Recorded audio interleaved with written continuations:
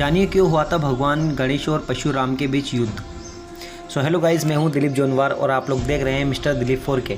भगवान गणेश को प्रथम पूज्य माना गया है। ऐसा इसलिए क्योंकि ये सभी देवताओं में सबसे पहले पूजे जाते हैं।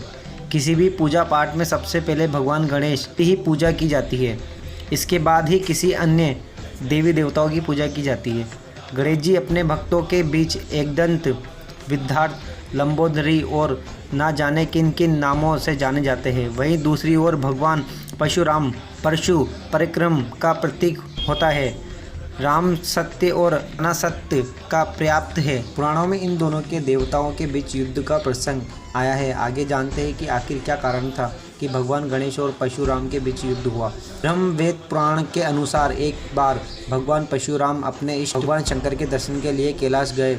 वहाँ भगवान शिव माता पार्वती के साथ विराजमान थे। साथ ही माता पार्वती को राम कथा सुना रहे थे। कथा में बाधा उत्पन्न न हो उसके लिए उन्होंने अपना दिव्य त्रिशूल गणेश जी को प्रदान कर दरवाजे पर खड़ा कर दिया। साथ ही साथ आदेश दिया कि किसी को भी भीतर न आने दिया जाए। परशुराम भगवान कैलाश पहुंचकर सीधे भगवान शंकर के दर्शन के लिए सीधे कैलाश द्वार में प्रवेश करने लगे।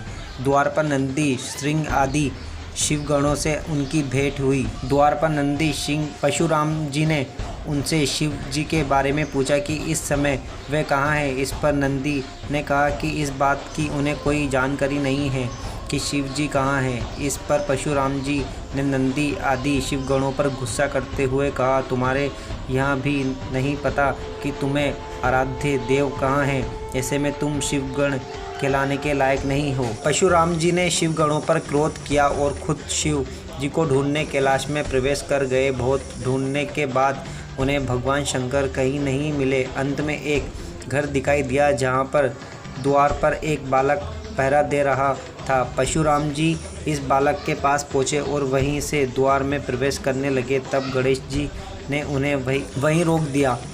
इस पर परशुराम जी ने कहा, तुम कौन हो जो मुझे इस तरह यहाँ रोकने का प्रयास कर रहे हो। इस पर गणेश जी ने कहा, आप कौन हैं जो इस तरह अंत में पूरे बिना अनुमति के प्रवेश कर रहे हैं। इतने में नंदी व शिवगण वहाँ आए और परशुराम जी को बताया कि ये गजमुख माता पार्वती के पुत्र गणेश जी हैं।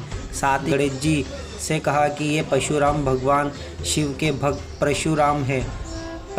परशुराम जी ने कहा कि ये विचित्र बालक जिसका मुंह गज का है और बाकी शरीर इंसान का कैसे माता पार्वती का पुत्र हो सकता है। तभी गणेश जी ने परशुराम अपहास करते हुए कहा कि आप देखने में तो ब्रह्मांड लगते हैं, लेकिन आपके हाथ में कमंडल की जगह ये परशु क्यों है।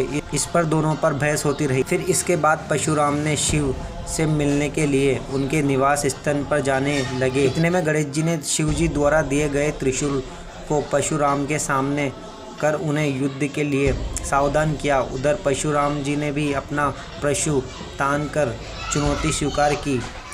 फिर दोनों के बीच भयंकर युद्ध शुरू हो गया। इस युद्ध में परशुराम जी द्वारा फरसे से गणेश जी का एक दांत कट गया।